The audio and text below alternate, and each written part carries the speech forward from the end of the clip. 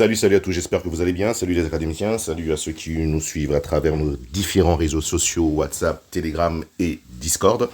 Je reviens en ce lundi 27 novembre 2025 faire un nouveau petit point du Bitcoin et des marchés et essayer un petit peu d'attirer votre attention sur ce qui est en train éventuellement de se passer en ce fin de quatrième trimestre 2025. Donc, il nous reste encore pratiquement, je pourrais dire, un mois et quelques semaines avant de terminer avant de clôturer l'année 2025, excusez-moi. Donc, pour ceux qui ont suivi un petit peu nos updates, vous savez bien que nous achetions le Bitcoin depuis 107 000 et nous vendions le Bitcoin depuis 123 000, pour ceux qui suivent réellement ces updates depuis août. Donc là, en l'occurrence, nous avons un marché baissier qui est en train de se mettre en place, d'accord. Le Bitcoin a atteint un ATH pratiquement, je vais arrondir très rapidement, sous les 126 000. Beaucoup s'attendaient à ce qu'on atteigne les 130 000, 140 000, voire les 150 000 en extension. Les gens encore espèrent en cette fin d'année pouvoir faire un rush, c'est-à-dire que nous cassions l'ATH à 126, nous accélérons entre 130 000 et 150 000 avant de redescendre. On peut le voir à travers des options d'achat, et donc pas mal de gens sont en train de faire ce pari.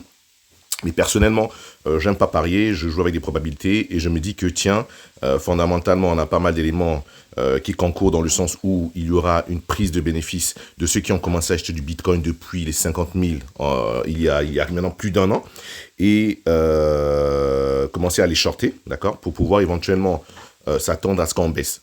Vous pouvez voir que depuis le halving en 2024, le cycle a légèrement changé. Les gens s'attendaient à ce qu'on puisse avoir une halte saison cette année, mais malheureusement, je crains qu'on risque de pas l'avoir. Et je veux aussi attirer votre attention sur un fait. Pour ceux qui maîtrisent un petit peu les marchés financiers, regardez le market cap des altcoins. Vous allez remarquer que le market cap des altcoins a cessé de croître tout au long de cette année, mais pourtant, certaines altcoins n'ont pas cassé leur ATH en l'occurrence. Ça, c'est tout simplement dû au fait que les nouveaux capitaux qui vont sur les anciennes altcoins sont en train de se diriger vers les nouveaux projets qui sont en train de voir le jour. Donc, c'est tout à fait normal. Les gens ne veulent plus investir sur les nouveaux projets, d'accord? Donc, sur les anciens projets, ils essayent d'investir sur les nouveaux projets qui sont en train de voir le jour.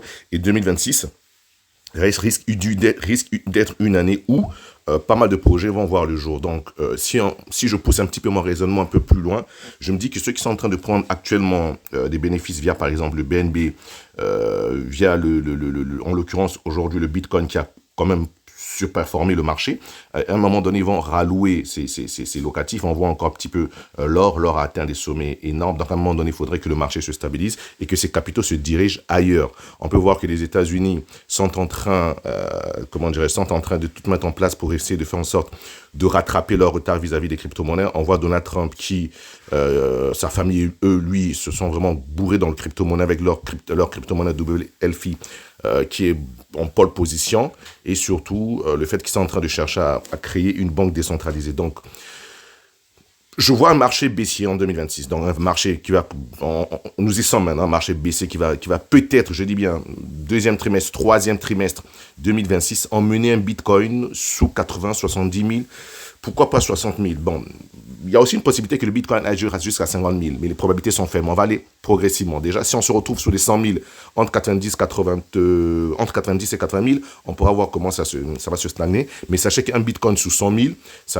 on aura éventuellement des altcoins qui vont vraiment beaucoup baisser. Moi, en l'occurrence, je suis en train de vouloir accumuler du Solana, parce que le Solana à 200 $ va exactement essayer de cadencer et suivre le pas déjà du BNB qui est déjà pratiquement à 1000 $. Donc le potentiel que le Solana suive le BNB et le TH, vous savez bien que le Solana c'est une blockchain qui est en train de monter en puissance et pas mal de projets sont en train de vouloir éventuellement se lancer sur cette blockchain. Donc ceci dit, on va surveiller tout cela, on va vraiment surveiller tout cela et personnellement garder 80% de vos cash, d'accord, lorsque je parle de cash, je parle de USDT et du USDC pour la perspective de 2026. Donc c'est une fenêtre que je crois que nous n'allons pas louper. Nous sommes sur ces marchés pratiquement depuis 2019-2020. On a connu des hauts, des bas et on ne maîtrisait pas. Et aujourd'hui, on peut maintenant dire avec une certaine certitude que nous maîtrisions maintenant les cycles et le cycle qui va s'ouvrir en 2026. Si et seulement si, je dis bien, le marché nous donne raison, parce que c'est toujours le marché qui a raison. Donc, si réellement on se retrouve à baisser et que dans quelques semaines, le Bitcoin passe sous, je dis bien sous 100 000 dollars, alors là, on pourra déjà avoir des signes disant que tiens, on va aller chercher les 90, 80, 70, et pourquoi pas 60 ou 150 000 en extension. Mais ça, nous y sommes pas encore. Lorsque je parle d'un potentiel, d'un potentiel low, c'est-à-dire d'un potentiel point bas, deuxième, troisième trimestre 2026, vous comprenez bien que là, je parle de entre milieu et fin 2026, avant éventuellement que les marchés repartent et puis n'aient touché leur creux. Ok. Donc, ceci dit, nous avons un Bitcoin aujourd'hui à 115 000, d'accord, 115 000, c'est potentiellement une zone intéressante de vendre, mais sachez que moi, personnellement, après avoir pris les bénéfices sur le short depuis août de 123 000 jusqu'à 107 000, puis racheté à 105 000 et ayant pris les bénéfices maintenant actuellement, j'attends de pouvoir renforcer entre 118 000 et 120 000, d'accord. Donc, en l'occurrence, pour ceux qui possèdent nos algos, vous voyez bien que là, en données daily, nous avons ici, cette zone-ci, ce FVG que j'attends qu'il vienne d'être comblé, vous voyez, ce premier FVG qui est là, d'accord, je dis bien là, nous sommes en daily, hein, d'accord, ce FVG, s'il est déjà comblé, ce serait pas mal, donc ça nous ramène vraiment un Bitcoin vers 119 000. Maintenant, lorsque je me mets, je crois, c'était en 20 heures, lorsque je me mets en 20 heures, je dis bien toujours, vous voyez bien qu'en 20 heures, j'ai toujours ce FVG que je voudrais voir combler. Et un peu plus loin, nous avons ce BO, d'accord, notre BO short. Ce BO short qui a initié ce mouvement qui n'a pas encore été retesté. D'accord. Et en plus, vous pouvez voir qu'au niveau de ce BO ici, nous avons un GMQ. Et en plus, nous avons un GSD. Donc, GMQ, GSD, BO plus GMHP. Cette zone comprise entre 123 000 et 124 000, c'est-à-dire qui est vraiment l'ATH, c'est une zone, si on y va, je renforcerai nettement. Maintenant, attention, comme vous pouvez le voir, nous avons notre harmonic pattern, notre GMHP, en l'occurrence, qui nous donne une probabilité d'avoir un crabe au-delà de 130 000. Donc, je dis bien que c'est une probabilité, mais la plupart des probabilités nous disent, comme on peut le voir ici, c'est une question de probabilité, une fois de plus. Nous avons plus de probabilité que la zone, c'est-à-dire les 120 000, 124 500 puissent faire office de résistance, d'accord? Mais tout en sachant qu'on peut éventuellement casser cette zone, comme nous avons notre GSD, et si on casse cette zone, je vous assure que le prix va accélérer jusqu'à 130 000. D'où l'importance de garder les achats acquis à 107 000 dans cette perspective où notre short au niveau de 124 125 000 cède et qu'on se retrouve vers le haut, le long, à ce moment qu'on a déjà pris des bénéfices, qu'on a gagné une certaine marge pour pouvoir attaquer potentiellement ce crabe. Mais en l'occurrence, en termes de probabilité, nous avons 70 à 80% de probabilité que la résistance 120 124 500 puisse faire barrage au prix et à ce moment, on puisse maintenant s'installer sur une baisse qui va commencer à se construire dès le premier trimestre 2026, d'accord? Donc ça, ce sont des choses à surveiller. Les 115 000, 116 000, je ne les vends pas. Je me dis que tiens, ils vont essayer de dossier, créer une possibilité de pousser les derniers retardataires à shorter les 115 000, 116 000, 117 000, mettre un stop loss vers les 120 121 000. Et en ce moment, on va chercher 120 121 000, voire les 122 000 avec une mèche. Et ensuite, on repart vers le bas. Voilà comment je vois un petit peu ce scénario. Voilà comment je me dis à partir de 120 000, à partir de 118 119 000, à ce moment, je vais commencer à acheter, excusez-moi, à regarder des projets dont je vais shorter. En l'occurrence, par exemple, je suis en train de surveiller le virtual. Ceux qui ont suivi le virtual ces derniers temps, le virtual nous a fait pratiquement un 200% en 3 jours.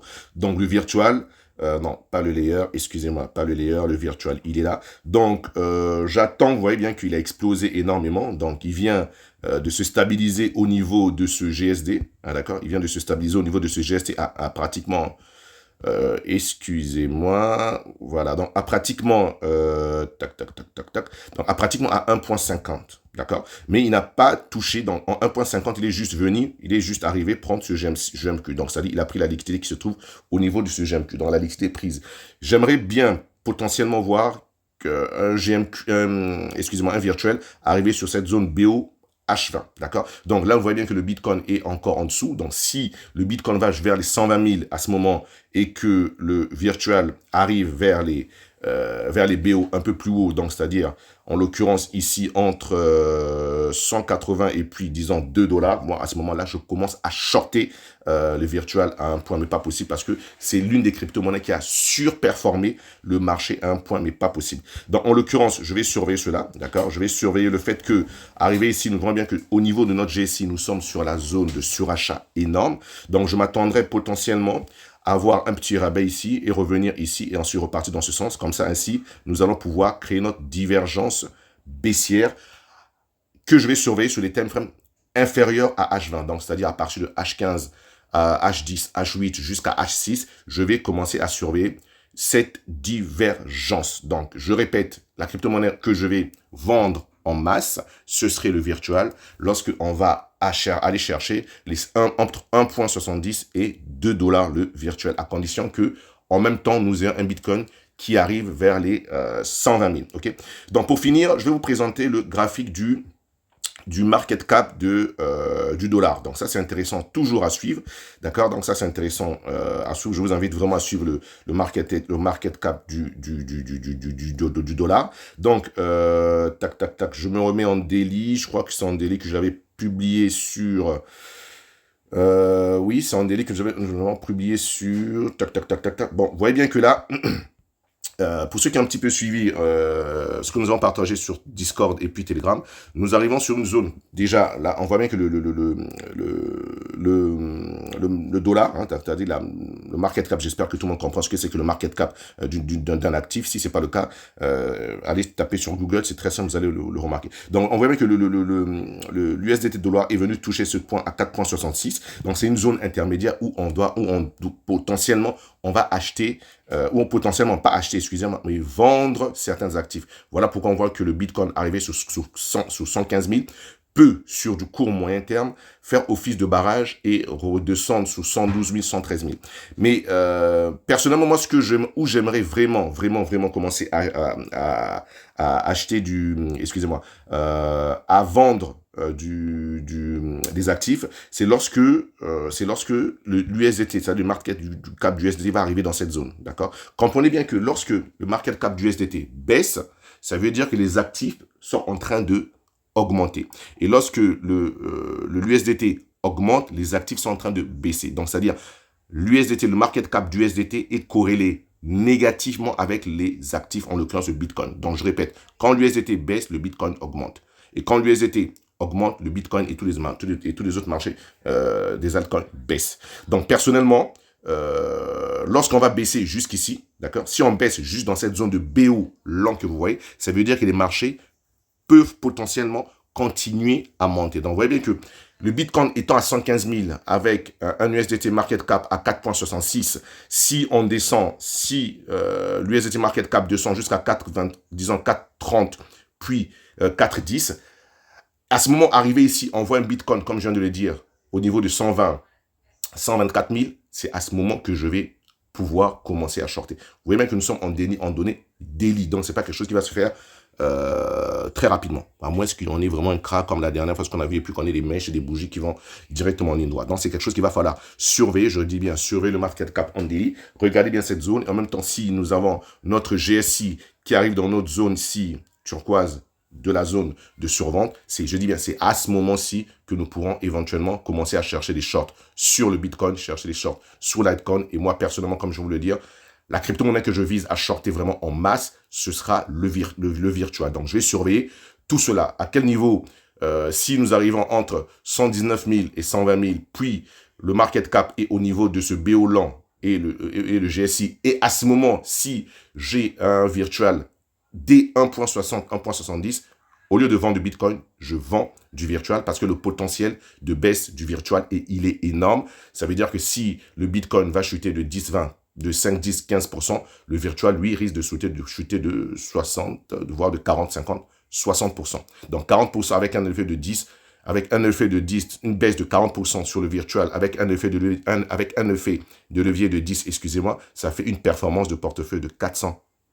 Ok, donc j'espère que cette vidéo vous sera utile. Si vous avez des questions, n'hésitez pas de nous les poser via nos différents canaux et soit je répondrai personnellement ou un de nos membres fera ce plaisir. Ceci dit, portez-vous bien, bonne semaine à tous Et on se dit à novembre très bientôt. Bye bye.